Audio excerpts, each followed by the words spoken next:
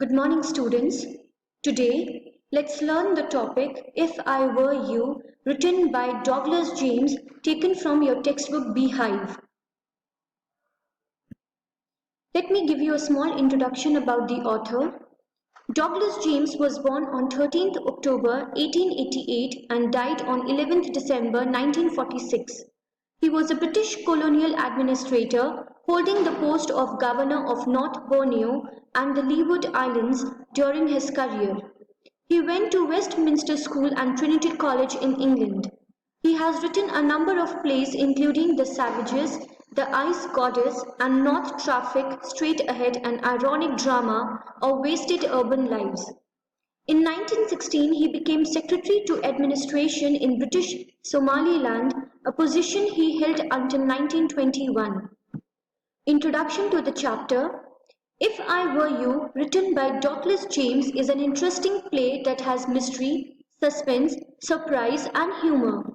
It is a story in which an intruder intends to kill Gerard and impersonate him to escape the law, but the tables are turned on him as he is trapped due to Gerard's presence of mind. The play thus brings out that intelligence and presence of mind can help us come out of trickiest of situations. Gerard was a playwright by profession who has a great presence of mind. He was successful in trapping the intruder. Intruder is a person who forcefully or secretly breaks into someone's house. He had to leave his house to deliver props for a rehearsal. Just then an intruder entered his home. He was carrying a gun. He wanted to kill Gerard and live on his identity. The intruder had committed a murder and was wanted by the police.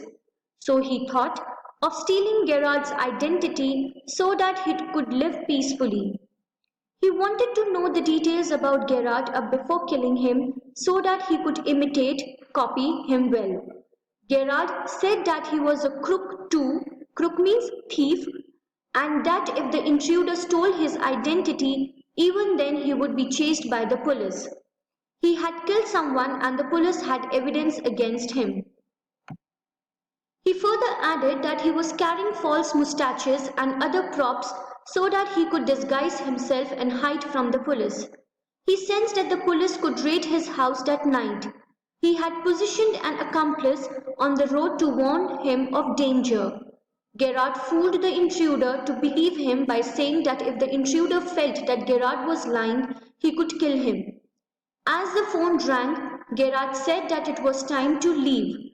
When the intruder did not believe Gerard, he asked him to peep out through the door of the garage and see the police for himself. In fact, the door was that of a cupboard.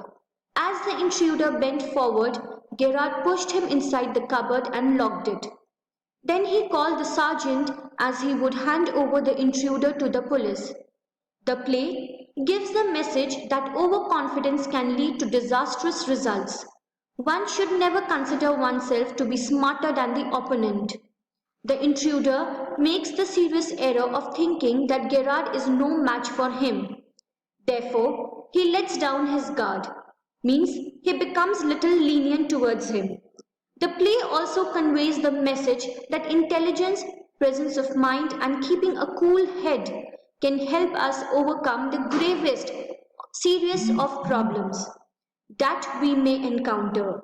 Gerard retains his cool and turns the situation to his advantage and cleverly tricks the intruder and locks him up in the cupboard before calling the police.